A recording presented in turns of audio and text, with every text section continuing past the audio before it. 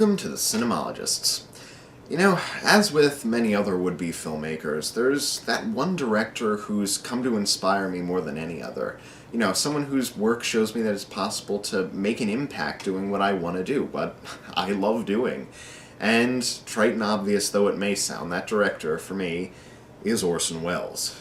And not just because he directed the cinematic root beer float that is Citizen Kane either. Heck, as flipping amazing as it is, it's not even my favorite film of his. No, what inspires me most about the man isn't his artistic heights so much as it is his strength and determination during the low points of his career. In fact, post-Kane, just about every one of his films was an uphill battle for financing and artistic control. However, through monetary and legal issues, actor deaths, and even the thefts of one of his own films, Welles maintained a positive outlook somehow, persevering and moving on if one project fell through. The man stands as a pioneer and legend of maverick independent filmmaking, even though he ended up failing most of the time. A maverick may go his own way, but he doesn't think that it's the only way or ever claim that it's the best one, except maybe for himself.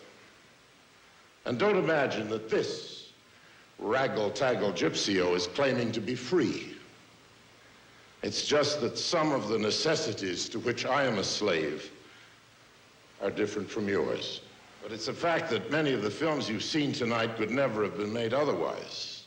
Or if otherwise, well, they might have been better, but certainly they wouldn't have been mine. Yeah, I think that pretty much says it all. Which brings us to today's film, Orson Welles' 1955 noir thriller, Mr. Arkadin. Is it a good movie? Well, I certainly think so, but the real reason I wanted to talk about the film, beyond just recommending it for its quality, of course, is because it showcases exactly the reason, or at least the catalyst for the reason, why Welles is my favorite director. In short, the production was an absolute disaster.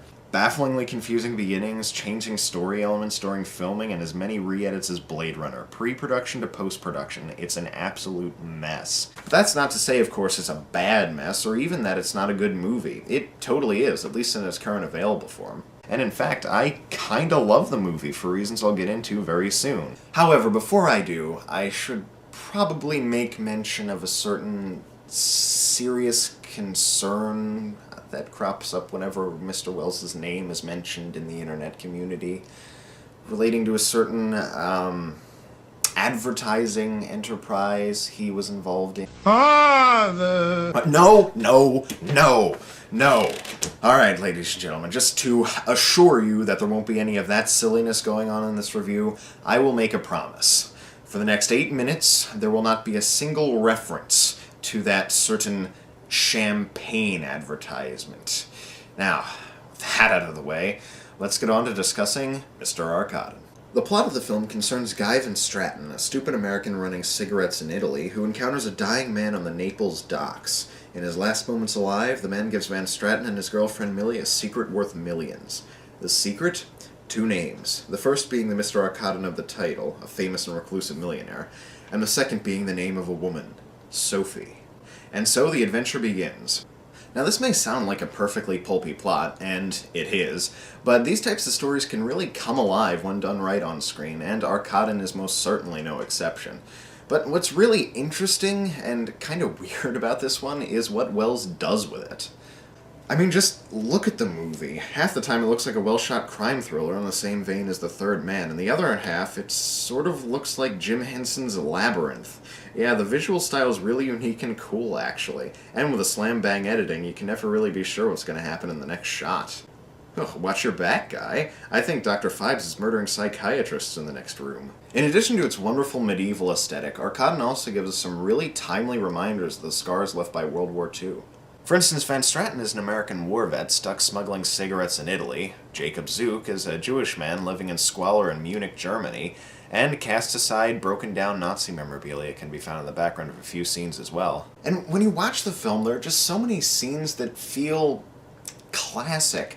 I don't know, it's kind of hard to describe, but right from the opening shot of the unmanned plane, the film is memorable.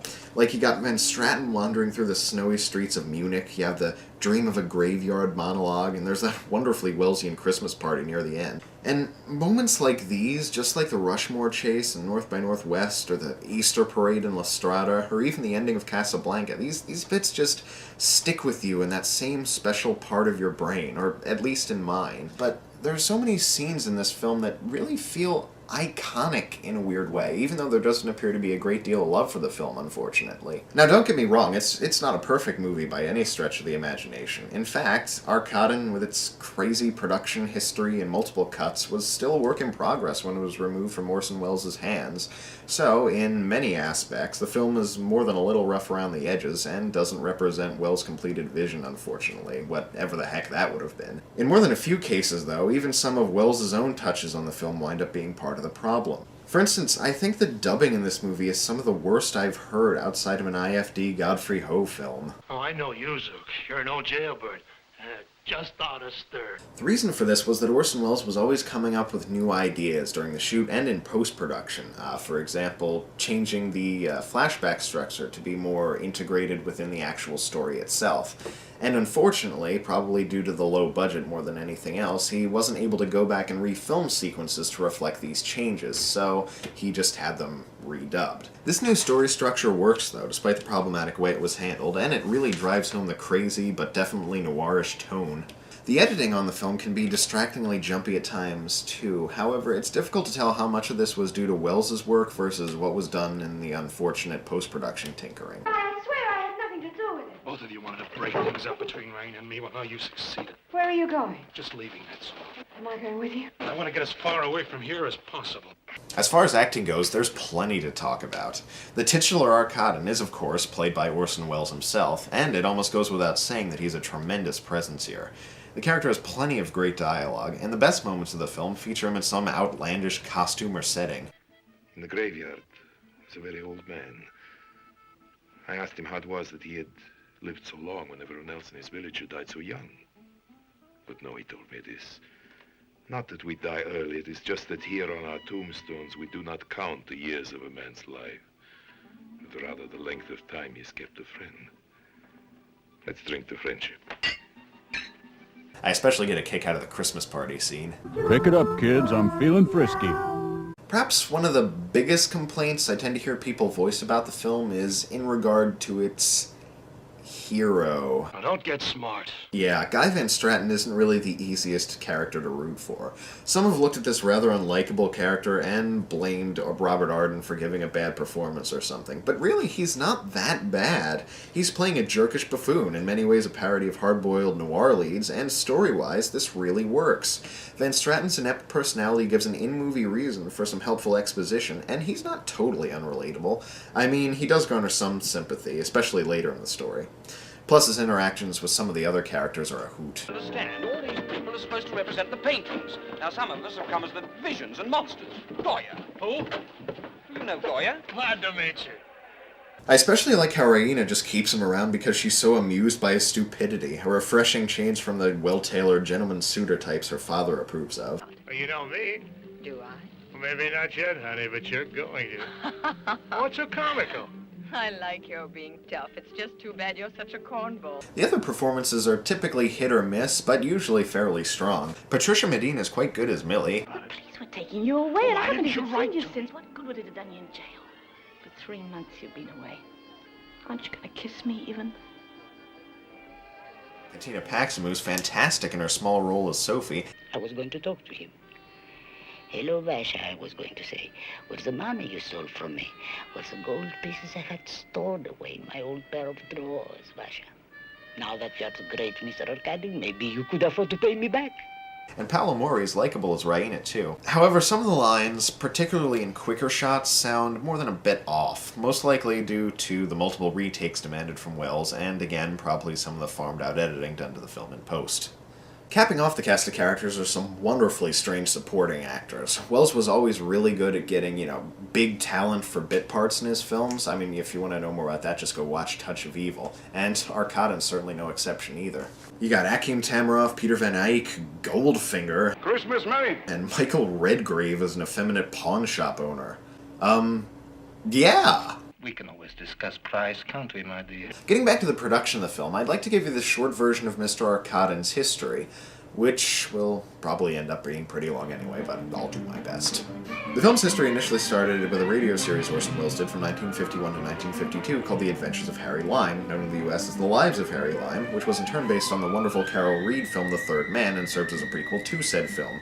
While working on the series, Welles penned 3 scripts for the show, which in turn were used as the basis for Mr. Arkadin. Or were they?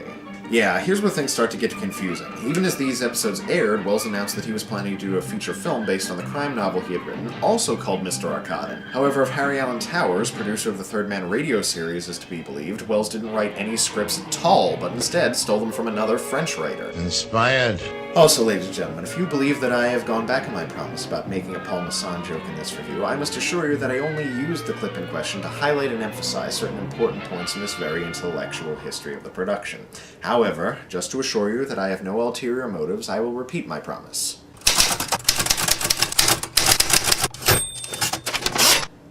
In writing.